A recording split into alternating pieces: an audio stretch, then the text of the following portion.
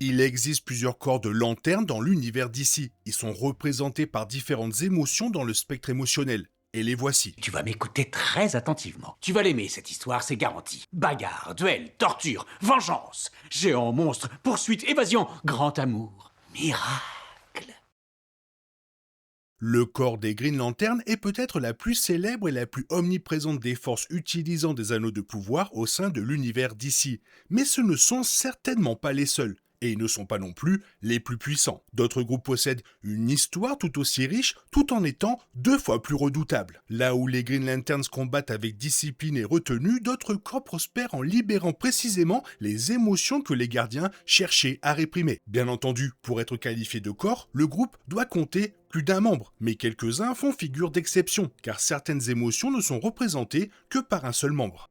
Le corps des Green Lantern est le plus vaste, le plus discipliné et le plus célèbre des corps de l'univers d'ici. Il s'agit d'une force de police intergalactique composée des gardiens de l'univers d'Oa, créateurs du corps et de l'anneau de pouvoir, et des membres du corps, dont la puissance repose sur la volonté et qui ont juré de défendre tous les secteurs de l'espace. Les anneaux de pouvoir permettent de générer un nombre apparemment infini de constructions grâce à un entraînement rigoureux et une structure de commandement organisée. Le seul point faible de l'anneau est l'impureté jeune, une peur ancestrale emprisonnée dans la batterie de pouvoir centrale. Tant que la volonté est présente, la puissance d'un Green Lantern est illimitée. Ceux qui ont su maîtriser cette volonté ont accompli des exploits extraordinaires grâce à l'anneau, tels que voyager dans le temps, créer un soleil à partir de rien ou même dupliquer l'anneau. Lors de la guerre de Sinestro Corps, le Green Lantern d'Axamit Sodamiat en a fait une nouvelle fois la démonstration. Sa volonté absolue a triomphé de la peur absolue, permettant à Sodam de vaincre d'un seul coup les Yellow Lanterns de Sinestro, ainsi que leur batterie jeune.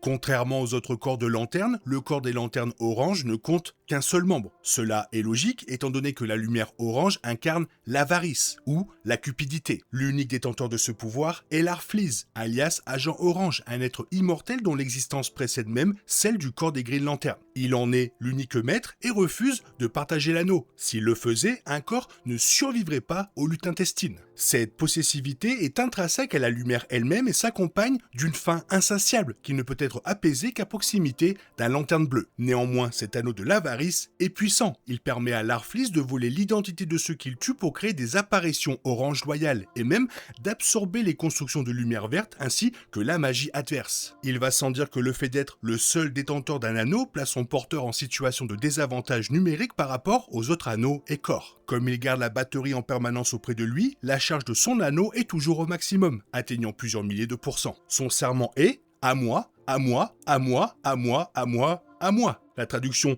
est plutôt simpliste, en anglais c'est un poil mieux.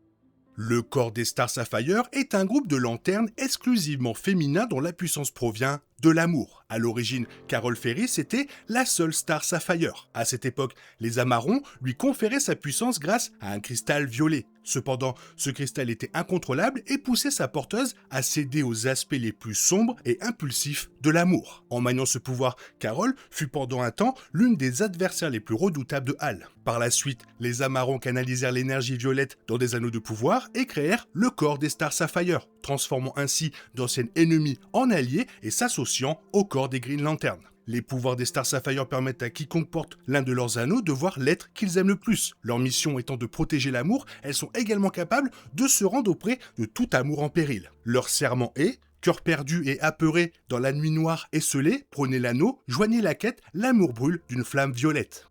La tribu Indigo, dirigée par Indigo 1, est un groupe très isolé composé des pires criminels que l'univers ait à offrir. Pour se réhabiliter, cohabiter et fonctionner, le groupe voue un véritable culte au concept de compassion, canalisant cette vertu grâce à des bâtons et des anneaux. On peut considérer la tribu Indigo comme l'un des plus puissants de tous les corps des lanternes. Grâce au bâton Indigo, son porteur est capable de puiser dans l'énergie de n'importe quel autre spectre émotionnel présent à proximité et d'en manier les pouvoirs comme s'il appartenait au corps correspondant. Préférant ne pas intervenir, ses membres se tiennent à l'écart des conflits, à moins que le sort de l'univers ne soit en péril. Ils ont été formés à l'origine pour permettre aux gardiens de l'univers d'éprouver de la compassion, après que ces derniers se furent écartés de leur voie en créant la troisième armée. Les membres de la tribu Indigo sont capables de guérir grâce à l'empathie d'autrui, et même d'utiliser la lumière noire de la mort. Cette capacité de régénération est plus impressionnante que celle du corps des Star Sapphire. Durant l'arc Blackest Night, elle s'est révélée assez puissante pour ramener des morts à la vie en pleine guerre apocalyptique.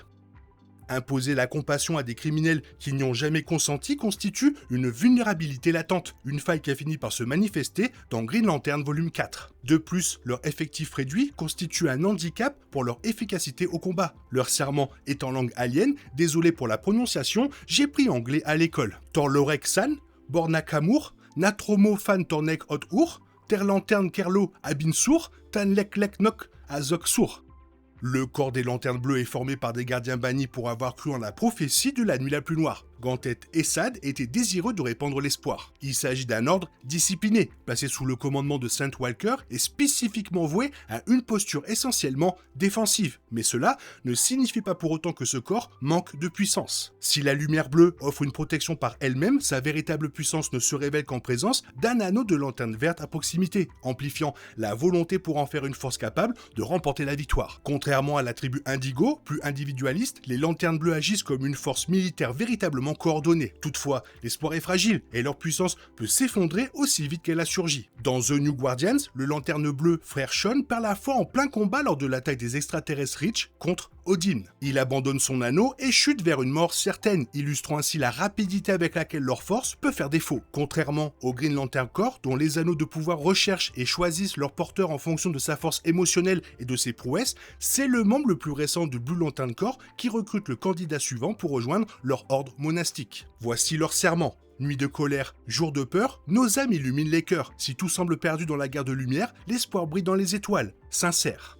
Le corps des Red Lanterns a été fondé sur Ismoth par Atrocitus, qui a su canaliser la rage née d'une perte terrible. Les Red Lanterns sont l'opposé des Blue Lanterns. Ils sont prêts au combat dès l'instant où ils reçoivent leur anneau. Les anneaux des Red Lanterns transforment le sang en un plasma malveillant, conférant à leur porteur la férocité d'une meute d'animaux sauvages dotés d'une puissance redoutable. Ce manque apparent de discipline n'entame en rien leur force face à des adversaires dont la défense est fragile. La plupart ne prennent même pas la peine de créer des constructions d'énergie, privilégiant le combat à main nue ou les attaques à base de feu. Toutefois, une colère incontrôlée présente des inconvénients lors d'affrontements tactiques. Comparés aux Green Lantern, ils sont sans doute plus puissants. La rage peut submerger la volonté plus vite que l'espoir ne peut la protéger. Dans Green Lantern volume 4, la fureur qui s'empare de Hal Jordan lorsque Sinestro tue Lyra attire directement vers lui l'anneau rouge désormais vacant de la défunte, le transformant instantanément en Red Lantern. Par ailleurs, les Red Lanterns sont immunisés contre l'attaque caractéristique des Black Lanterns, qui consiste à arracher le cœur de leur victime. Ils ont un serment assez glauque, rouge comme la rage et le sang, puisé sur un cadavre fumant, craignez notre haine infernale et brûlé dans ce brasier fatal. Parmi les principaux corps de DC, le corps ultraviolet est un ajout relativement récent apparu pour la première fois en 2018 dans le 4e volume de la série Justice League. Tirant sa puissance de l'entité consciente Umbrax, le corps canalise la lumière invisible du spectre émotionnel invisible, les pulsions les plus sombres et les plus autodestructrices de l'humanité. Le serment du corps, par le bouclier du jour et le bouclier de la nuit, nous nous nourrissons et grandissons, hors de tout regard, votre part d'ombre sera notre chevalier, brandissez l'épée de la lumière invisible, résume parfaitement leur nature. Au lieu de porter des anneaux physiques, ils arborent des tatouages en forme d'anneaux et transforment les pensées les plus sombres de leurs victimes en armes pour les déchaîner sur ceux qui les entourent. Contrairement aux membres de la plupart des autres corps, qui maîtrisent leurs émotions de manière autonome, les membres du corps ultraviolet sont les esclaves d'Umbrax. Il existe toutefois des exceptions. Umbrax a besoin d'un canal pour agir. Une volonté suffisamment puissante permet de briser ce lien, comme ce fut le cas pour John Stewart au cours de l'arc narratif d'ouverture de Justice League Volume 4. Bien sûr, Sinestro constitue une autre exception à cette règle générale. Dans le numéro 3 de Justice League, il a trouvé le moyen de lier et d'isoler en lui-même la puissance ultraviolette grâce à son costume d'origine, ce qui lui permet de la canaliser sans tomber sous son emprise. Les Green Lanterns font de la volonté une arme, les Red Lanterns utilisent la rage comme telle, tandis que le Sinestro Corps transforme la peur en arme. Il constitue un véritable miroir des Green Lanterns, secteurs spatiaux, 7200 anneaux, batterie centrale et même un instructeur militaire. À la différence près qu'au lieu de répondre aux gardiens, ils obéissent à un maître suprême, Sinestro. Exilé dans le monde d'antimatière de Quard après avoir abusé de son anneau pour régner sur sa planète natale Korugar, Sinestro y forgea le premier anneau jaune et entreprit de recruter des individus capables d'inspirer une peur immense. En bâtissant son armée sur une discipline militaire rigoureuse, Sinestro mit au point une stratégie que peu pouvaient égaler. Les anneaux jaunes ne se contentent pas de faire de la peur une arme mortelle. Leurs porteurs tirent leur puissance de Parallax lui-même, l'entité emprisonnée dans l'anneau de pouvoir. Lors de la guerre du Sinestro Corp, son armée manqua d'anéantir anéantir les Green Lanterns, prenant le contrôle de Oa et capturant Kyle Rayner. L'ampleur des destructions fut telle que les gardiens durent instaurer de nouvelles règles régissant l'usage de la force létale. Jamais auparavant, un autre corps n'avait défié l'ordre galactique avec une telle férocité. Leurs serments reflètent parfaitement qui ils sont. En pleine nuit ou dans un jour noir, redoutez vos peurs, on peut les voir. Si à la loi vous tournez le dos, craignez la lumière de Sinestro. Créés au lendemain de l'arc narratif épique de la guerre du Sinestro Corps, les Alpha Lanternes représentaient une réponse indispensable aux préoccupations galactiques croissantes des gardiens de l'univers. Véritable renfort pour un Green Lantern Corps déjà puissant, ce groupe avait pour mission de surveiller activement les autres lanternes, de faire respecter les nouvelles lois inscrites par les gardiens dans le livre d'Oa et, surtout, d'incarner des modèles exemplaires auxquels les recrues devaient aspirer tout en protégeant la galaxie. Considéré comme le plus grand honneur pour un Green Lantern, ce statut d'Alpha Lantern fut proposé par les gardiens à 6 individus, dont 5 finirent par endosser ces fonctions extrêmement exigeantes. En sélectionnant Boodicea, au tempérament agressif, Chasselon, une entité sphérique cristalline, Greenman, un marginal, Kraken, originaire d'Apocalypse, Varix, hypochondriaque, et enfin John Stewart, les gardiens s'assuraient les services d'un groupe de lanternes loyaux, prêts à tout pour accomplir leur mission. Si John Stewart finit par renoncer à devenir un alpha lanterne, en raison de réserves quant à la définition de leurs fonctions, les autres menèrent à bien leur transformation, devenant ainsi des êtres inédits au sein de l'univers d'ici. D'ailleurs, leur serment est aussi très différent. Jour de paix ou nuit de guerre, point de clémence, justice sévère, car à la loi, nul n'échappera, c'est la promesse du corps alpha.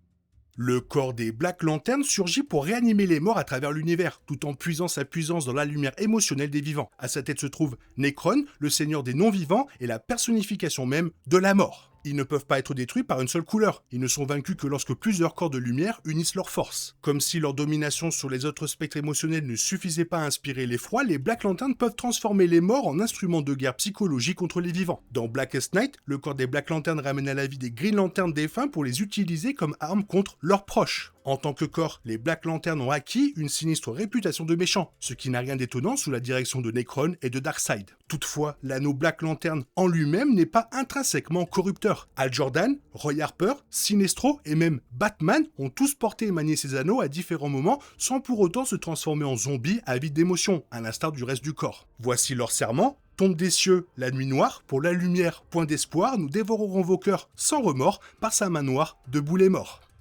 La lumière blanche transcende l'ensemble du spectre émotionnel. Elle incarne la vie elle-même, source dont émanent les 7 émotions fondamentales. Lorsqu'elle fut brièvement maniée par Kyle Rayner, elle permit de ressusciter les morts et modifia même la réalité. Elle est également capable de réduire instantanément en poussière un adversaire, voire son propre porteur. Les transformations de Hal Jordan dans Blackest Night numéro 7, l'entité anéantissant Hawkman et Hawkgirl dans Brightest Day numéro 18, ou encore la victoire de Kyle sur Necron et la menace des Black Lanterns dans Blackest Night numéro 8, ne sont que quelques exemples de sa puissance brute au fil des comics. D'une nature rare et éphémère, elle ne se manifeste que lors de crises exceptionnelles, sans jamais s'ancrer durablement chez un individu. Aucun porteur n'est parvenu à la conserver longtemps avant que sa puissance ne se tourne vers quelqu'un d'autre. Et même après s'être lié à un nouvel hôte, l'anneau conserve une certaine influence sur ses anciens détenteurs.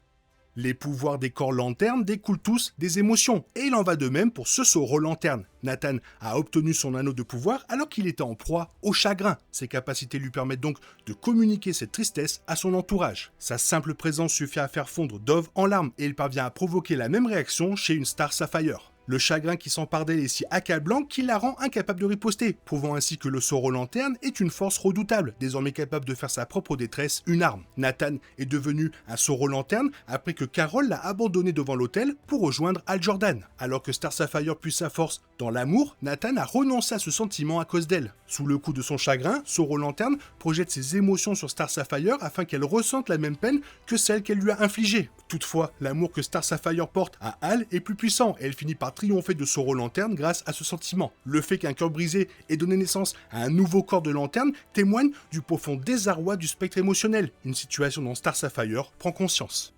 Le Lanterne d'Or constitue le tout dernier corps de lanterne à faire son apparition dans l'univers d'ici.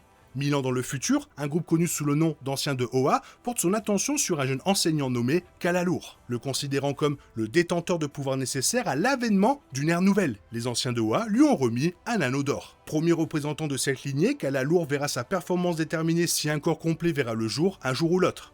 Bien que Kala ait indiqué que l'anneau fonctionne grâce à la volonté, les tests effectués suggèrent qu'il ne s'agit pas d'un simple anneau de Green Lantern. Par ailleurs, les Anciens de Oa ont laissé entendre que l'anneau pourrait puiser dans bien plus qu'une seule facette du spectre émotionnel. Si vous êtes arrivé à ce moment de la vidéo, vous comprenez que le lore de Green Lantern est immense. Autant en allié qu'en méchant, il y a de quoi faire pour assez longtemps, et j'espère qu'on verra ça un jour à la télé ou en film. Toi, qu'est-ce que tu en penses? Qu'est-ce que tu aimerais voir le plus? Quel corps tu aimerais voir le plus dans un film ou dans une série? Fais-le moi savoir dans la zone commentaire, et sinon, comme d'habitude, bisous bisous, bye bye. T'es toujours là, toi? C'est fini. Rentre chez toi. Allez, dehors. Dai, dai, dai.